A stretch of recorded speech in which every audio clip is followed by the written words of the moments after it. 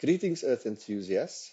If you ever wondered about the incredible perspectives our planet has to offer from high above, you're in the right place. I am Dr. Clive Coetzee, and I'm thrilled to be your guide on this captivating journey into the world of remote sensing. Welcome. And please remember to like, subscribe to, and share this video. In our previous video tutorial, once we've generated our random points and our region of interest asset files or asset layers, we generated in our case, the maximum temperature, monthly maximum temperature time series data for our region of interest as a whole, meaning a single image. And then we also generated monthly maximum temperatures for each of our 1,000 random points. You remember that random points file that we generated a couple of video tutorials ago? We specifically generated 1,000 points. Now again, the 1,000, that's up to you. We generated 1,000 random points layer asset. We saved it to our assets, and then from our assets we called it up. Remember, we added a column. Remember, that's important. We added a random column with unique numbers. We gave it a name, point, I think, and then we generated the maximum temperature data for each of those 1,000 points on a monthly basis from 1960 to 1922, I think, something to that effect, 757. So that's quite a large data set. You can imagine 757 locations times a month times 1,000. So that's what's it, 757 times 1,000 individual data points. So that's quite a large data set. And then the beauty of this is obviously everything you can export to Excel. I love working in Excel. Let me put it up straight. I prefer working in Excel. That's my comfort zone. So I basically try to work with Excel as much as possible and not necessarily an Earth Engine. So let me make that very straight up there. I'm an Excel man. I love Excel. Anyway, okay, so let's continue with our work on the time series, because if you love Excel, you love time series. So time series in Excel is my main thing. Now, there's certain obviously major limitations that you can't work in Excel, be that as it may. What we're trying to do now, and let me also just acknowledge that the codes, the scripts, the background, the content, the information are all derived from the Earth Engine tutorial on time series modeling. There is each link. I will drop this link into the description. Okay, so have a look at that. I basically followed this tutorial that they've listed on their site here, time series modeling. All of the information, the content, the codes, etc. are derived from this tutorial, and obviously then also GE tutorials here. I'll drop this link in the website. They're also very good in terms of, basically it's the same tutorial, they just add a little bit more content and background, etc., to it. So all the work on times, not all the work, but the next couple of video tutorials, or next two, I think, most probably, is derived from these two tutorials. It's actually one tutorial, but just expanded, etc. Okay, so all credit to Google Earth Engine and to GE tutorials. Okay, so all credit to them, and I acknowledge them. Okay, so let's continue. So in the previous video tutorial, we generated a time series like this for our maximum temperatures for our region of interest. Okay, so remember, this is now the average maximum temperatures for our whole region of interest, whether you're on the southern side, or the western side, northern side, eastern side, middle, north, west, south, doesn't matter. This is the maximum temperatures for my region of interest as a whole. Now, there's a couple of things that's very evident here. Okay, and this is where time series work comes into play. One is that there's definitely a seasonal pattern happening here. Okay, and that makes sense because it's temperatures. There seems to be a faint upward trend here. If you look at the maximum numbers, there seems to be a little bit of an upward trend. We don't know exactly sure what the upward trend is, but there seems to be some upward trend. And then there's this seasonal fluctuations around the trend. Okay, so there's a couple of things that we can pick up from the time series. And that's what we call time series decomposition. We want to decompose this time series into its major elements. Okay, now in general, what I do is I prefer to work in R stereo. Okay, so I prefer to work in R stereo. And what we do in R stereo is, what we've done here is to decompose that specific time series. Now, in a past project that I worked in, I did exactly this. If you look at the data itself, you see there's maximum temperatures. There they are from 1960. So I've added, but here I've added all the other bands as well. Okay, so remember in that TerraClimate image collection, there's all these different variables or different bands. So I've downloaded each of these bands, okay, for my region of interest. So that is not for my region. This is not for the 1,000 random points. You see, there's maximum temperatures. Okay, exactly this the temperatures that we have here. Okay, no difference to that. So all I've done from here, I've downloaded a CSV, and obviously from the CSV file, I just then opened it up into R Studio, and I've done a bit of manipulation in R Studio. For example, sort out the date. I've added a month and a season and a year column, so I can do yearly work if I want to, or seasonal work, etc. But basically, here's the maximum temperature, which is my data that I've got there. And then given, in R Studio, I then generate the code, and there's the code basically. Maximum temperature, time series components. I'm going to decompose my maximum time series, and then I'm going to plot my decomposed maximum time series, maximum temperature time series. And this is basically what you generate then. You generate a graph. Let me make it bigger again. You generate a graph that looks like this. So there is the observed time series, which is this time series. Okay, so that's what we call the observed time series, which is that one there. And then this observed time series is then decomposed, meaning breaking down into a trend, into a seasonal pattern, into a random pattern. Okay, so this is ultimately what we want to do when we talk about decomposition. We want to see what's happening within this main time series. Okay, and that's where we broke it up into a trend, into a seasonal, and to a random pattern. Now, you can clearly see there's some upward movement in the trend. It's not a linear trend per se. It's a non-linear trend, but there is still upward movement in this trend. And specifically from about middle of 1995, 96, or latter part thereof, from about this point, there seems to be a shift in or what we call a structural break around this period here. There seems to be so there's a trend like this, and there's a trend like this. So somewhere around here, there seems to be a structural break. Anyway, point is that if you look at the observed time series per se, it's very difficult to visually analyze the data. So that's why we break it down into a trend. We can see there's some upward trend. If you look at the seasonal pattern, it looks fairly constant.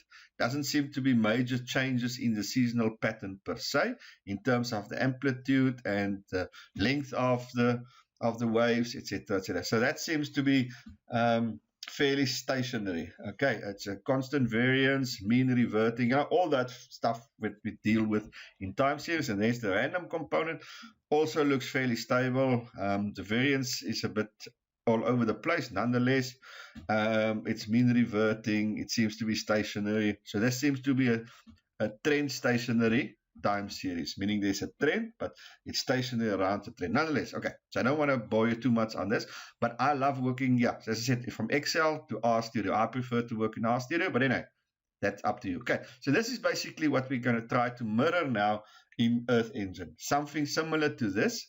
And obviously, we're going to also try to map this or to generate images from this. Okay, so this is a nutshell what we're doing when we do it, time series work. Okay, now time series could be a regression, it could be a linear fit, could be moving averages, but working in time series.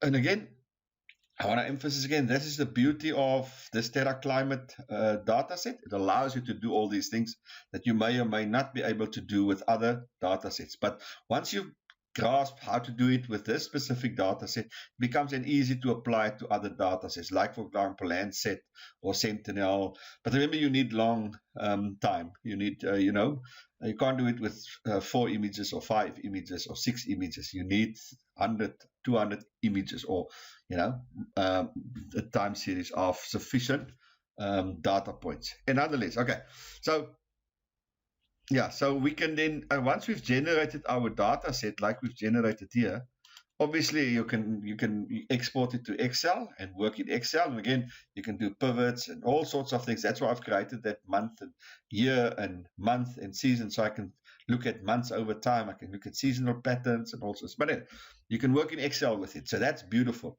But Excel doesn't allow you to do decomposition. So that's when you move into RStudio.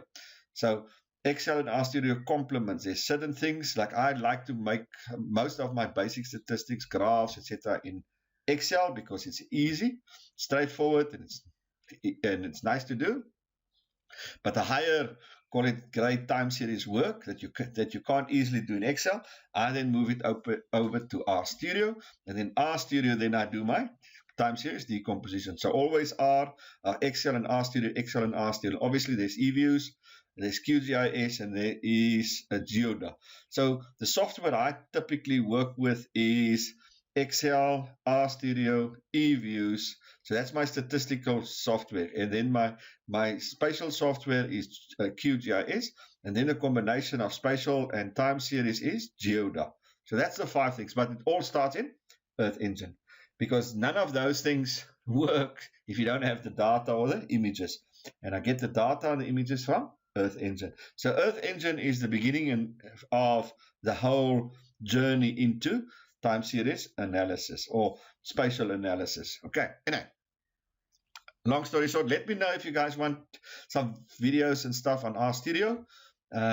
It's still on my radar. Once I've done, I think, sufficient job in Google Earth, then I want to start working on RStudio and QGIS. So that's still upcoming. I'm not sure when, but that's still in plan. Of course, I want to create a whole ecosystem for you to work with.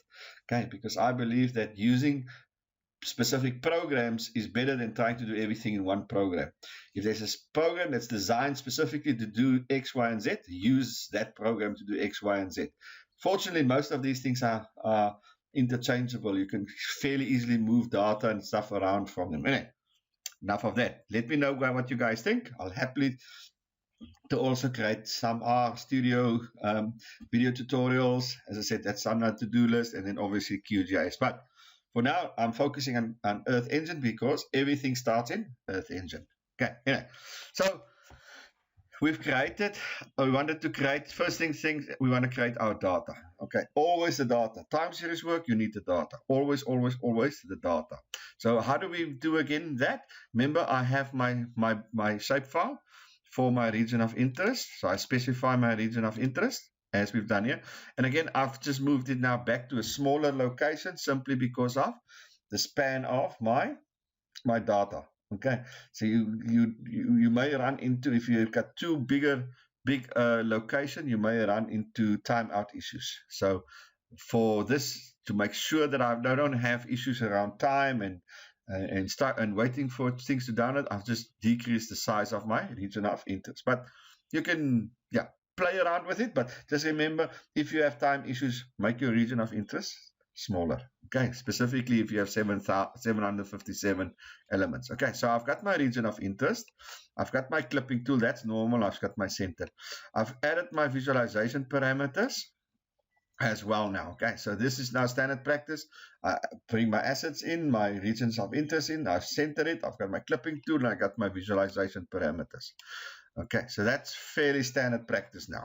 Okay, so the first thing that I want to do is I want to generate this graph. And we've done that in the previous video tutorial, so I'm not going to spend too much time on it, but yeah, we want to generate this graph. So first of all, we indicate our start date and our end date, so our time span, our time horizon. And remember, this is monthly data, so I'm working on monthly data. So here I just calculate the number of months. Okay, calculate the number of months, and I said it's 757 months. From 1960-01 to 2022-12, okay, 757 months or elements or images. Okay, and this is my data set. Remember, I don't use the data set as per se. I have to scale the data set and add the time ID with it. Okay, so that's a time ID, meaning I identify each month. Okay, and remember, there's my scaling factor. So again, I generate my month, meaning, let's call it column A, which is my months, and I give it a timestamp or time ID, and I scale my data. Okay, and then basically I just generate image for each month, and this is basically what happens here. I generate an image for each month. So here I'm telling Earth Engine start with month 1 and then advance 1 month until the end, and then you add this images to those months. Data scaled. What is data scaled? Data scaled is my data set, this one here, okay, for this period, clipped, and it's maximum temperatures, and it's scaled, and there's the time ID. Okay, and so it's using that time ID, so it's matching this month. Remember, this month will have a time ID, so it matches each month with the time ID of the image itself, and then they just align the two, and voila, you have a time series. And then we just print it just to say how many months there are, or how many elements there, and then we generate a chart for it, and there's the chart. Okay, by month, region of interest, our median. So that's calculating the median images for the whole area. Okay, for the whole region of interest, because there's how many regions of interest, of locations or images or temperatures. And so we reduce it by median. Again, you can do sum, mean, minimum, maximum, all the reducers that we worked initially, standard deviation, you can do all of those ones, and then we just give it a title. So this is what we've done pretty much in a number of previous videos, and I think the previous video tutorial itself. As I said, the beauty is I can expand on this, and from there I can simply just download it. And then from downloading it, the world is your oyster in terms of doing it in Excel, in RStudio, whatever the case might be. Okay, so we've done that. So remember, what we want to do now is to say, okay, remember in our RStudio, here, once we've calculated our time series itself, I observed values for our variable. Next one, I want to calculate a trend. And in this case, we're just going to do a linear trend. Okay, we're going to do a linear trend. So the beauty of RStudio is it creates a non-linear trend. Here we just do a linear trend. Okay, so what we want to get to is something like this. Okay, that's just what we want to get to now. We want to, there's our data, and there's our linear trend.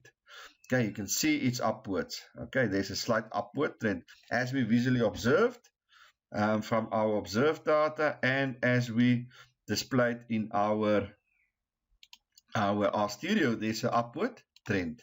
You can see there's an upward trend. Okay, so that is what we're doing with this code. We're generating a trend within our time series. Okay, so again, we in this case we have to give it a time band. Now the time band is, remember, we now regressing our actual time series on with time. Okay, so we're going to create a regression. Let me go into this one. We're going to create a regression. Where is it now? Let me go down. Something to this. We're going to have a regression function, okay, where we have our constant and our time. So in this case, our beta coefficient will be constant. Our beta 0 will be a constant coefficient, and our beta 1 will be a time coefficient, meaning x is time. We don't have any other explanatory variables, and we have our error term. So in this case, it will be y, which is our maximum temperatures, is equal to a constant plus time plus our error component or white noise. Okay, so that's basically what we're going to generate here, and that's why we're using this one here. We're generating a time band, a time series. Now in this case, we start our time series the 4th of 1960. In fact, let's do it 1st of 1960, January 1960, and it's going to be by month. So my time band, I've called it year 1, and why I'm calling it year 1, why the year, why the 1? Because there is, just to make sure there's no duplications. I think there's somewhere here, there's also a year. So just to make sure,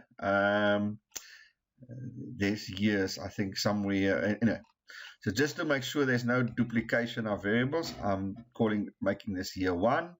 So the 1 is not a year 1, it's just a 1 to make it a different name. So it's nothing to do with the years per se. So it's my date. Okay, so it's generating a date, and it is starting from this month, from my initial period, and it's adding a month. That's why there's a difference. It's adding a month, and it's returning that image as a float. Now float is just a data format, and that's just a decimal, allows decimals. Okay, so that's why we're using float. It's just a data, so leave it as is. So we're creating a time band. Okay, we're creating a time frame, meaning a x variable, which is time, for my time series, meaning basically for my x variable here. Okay, because I want to generate this coefficient. So that's why I'm generating this x. Okay, so we're generating x here. Okay, so my independent variable, my explanatory variable, because we have a time linear, our linear trend is time based. Okay, so our linear trend is time. So that's what we're doing here. Then obviously, we have our data collection, same one as before, same data set, my scaling factor and my time ID. I'm selecting my my band here, and then I'm adding this time band. You see this one that I've created here. I'm adding that to my collection. So this image collection will now have 2 bands. It will have time as a band, and it will have the variable itself as a band, and it will have time as a band. Okay, so time band, there I'm creating my, as I said, my x variable. I'm creating it there, and then I'm adding this to my collection. You'll see there's my image collection, where image collection is the actual data scaled, this one here. Maximum temperature scaled, it has its time ID, and then I'm adding this time band that I've created there. And then I'm simply just using the reducer. In this particular case, I'm using the linear fit reducer. Okay, I'm using the linear fit reducer, and that's basically, and which I just call fit, and that's now basically that fit there is basically my linear trend, and I'm just adding it to my I'm just adding it to my images here. Okay, I'm just adding this to my images, which is the first one here, and then, as I said, I'm adding this fit. Okay, so remember that's our normal image. This is one that I've created there, okay, which is basically the first image in this collection. So nothing new. That's still pretty much January 1960 that it generates it. You see, there's the first of my maximum temperature image in this image collection. I'm using my visualization parameters, which we've created there, etc., etc. So this is nothing new, but here is what it's new. I'm adding my fitted image. I'm adding my fitted image. Now my fitted image is my original image, fitted on time. Okay, reduced by time. Okay, so you see there's fit, which fit, what do I fit? I fit my collection. What is my collection? It's got 2 bands. I'm fitting these 2 in by using a linear fit function. Okay, so that's what we're doing there. Basically doing regression analysis with time as my independent variable, and this variable is my dependent variable. And then I'm plotting it. I'm creating an image for this fit. So that will give me this equation. Okay, remember not this part here. It will give you this equation for each and every single location. And I'm just adding. And how does that look? Okay, that looks like something like this. Now the color scheme, don't worry too much about it. Let's make it a bit bigger and see what is in that. Okay, so again, we're going to use our inspector. So remember, this is creating a time trend or a regression equation for each and every location. Okay, so it's doing a regression equation for each and every location. Okay, so not for my region of interest as a whole. So to do this, let's go to my inspector. Okay, so so just quickly, just to say, it's my fit. My minimum value is 20. Remember the chance that we've already seen that there's no location with a maximum temperature of less than 20. Okay, then here's my scale, offset, and scale bands.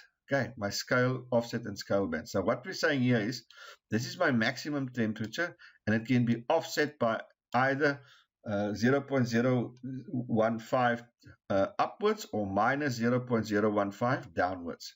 So remember, this is now my constant.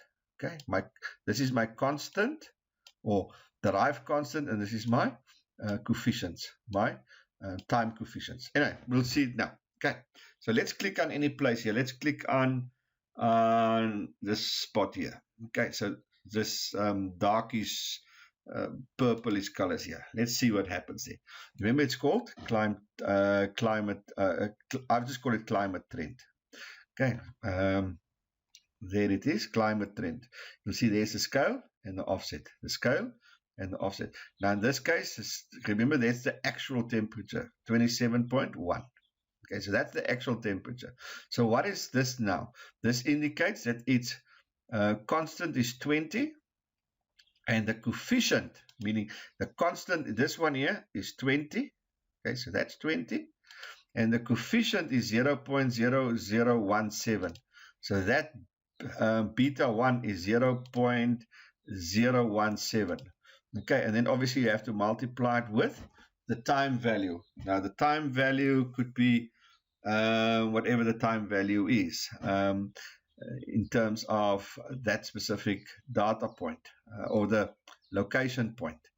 Okay, so obviously, so the predicted time after predicted maximum temperature, this y here, the predicted temperature for that location is this equation, which is 20.95, which is this constant here, 20.95, plus that beta of 0.017 plus that beta of 0.0017 times x. In our case, x will be our time period or our location value. So we add that to it, and that should approximate, gives us our actual value of 27.1, depending on our error term. So that is this period here. Let's have a look at another period. Let's look at, let's say here, somewhere, make it a light color, a very light color. So that's okay, let's use this dark color. Let's have a look and see what happens here. So that's this dark color here. Let's have a look and see. Okay, so that gives you a 20. Okay, remember that's 20.95 and 0.0017. So that's the call it the constant coefficient and the time coefficient. Okay, so let's do this point here, light purple. Let's see what happens there. You can see the temperature is much higher, 5 degrees higher. This temperature was 27. You can see as well. You can see the offset is now 25. It was 20. But the scale is pretty much still the same. Scale is 0.0017. So the coefficient, okay, so let's say 0.00177. Let's have a look at it there. Let's see if the coefficient is still the same. No, but it's still 0.0017. It's these digits that changes. So the coefficient is fairly stable between these locations, between these areas within my region of interest. But it's the constant that changes, and that seems logical because of this relationship between the actual temperatures and the constant. Okay, we've seen that there's a slight change in trend. So that's why your coefficient is very similar. Okay, because the trend is only slightly going upwards. And that's why, as I said, your coefficient is very similar. So if your coefficient is very similar, then the major change in temperatures will be related to your constant. So these three things have a relationship, and the difference between these three things is 1, the location, and 2, the error term. Okay, so that's why we create this graph or this image, is to identify a regression equation for each of these locations based, okay, on our time band that we've created, and 2, based on our scaling factors. You see there's a scaling factor. You can see the offset is 23, scaling factor is 0.0015 for 0.8. Okay, so we can now model maximum temperatures or predicted maximum temperatures for each of these locations based on the regression equation, our linear fit that we've just created. That's assuming that our linear fit is a good approximation, a good model. Now, we don't know whether it's a good model, but let's assume it is a good model. Then we can apply our this model to generate predictions. In this case, the darker the colors, the lower the maximum temperatures. The lighter the colors, the higher the temperatures. We can overlay it with our, you can see there, you can see there, the darker the red, the higher the maximum temperatures. You can see that's inversely related to the brightness of the purple. Remember, these are mountains. That's why they are cooler. Remember, those are mountains. You can see there, that's mountains, and that's why it's cooler. You can see there. So our predicted maximum temperatures is inverse, the colors are inverse to the reds of the climate. And that's because of, as I said, the mountains that's prevalent in our region of interest. Okay, so let's go back to map. Okay, so I think I wanted to still do the chart to show this, but I think we've exhausted, or we've run out of time. I don't want to make our videos too long as an introduction video. So let's pause it for there. I will continue with the next set of time series images and charts and time series analysis in Google Earth Engine as in our next video tutorial. So let's pause it for now. I think there's more than enough to ponder about and think about for now. But yeah, so let me pause for it now. And thanks for watching. Thanks for staying tuned. Please remember to like, subscribe, and to share the video. Sharing is caring. And stay tuned. More to come. And I'll see you on the other side.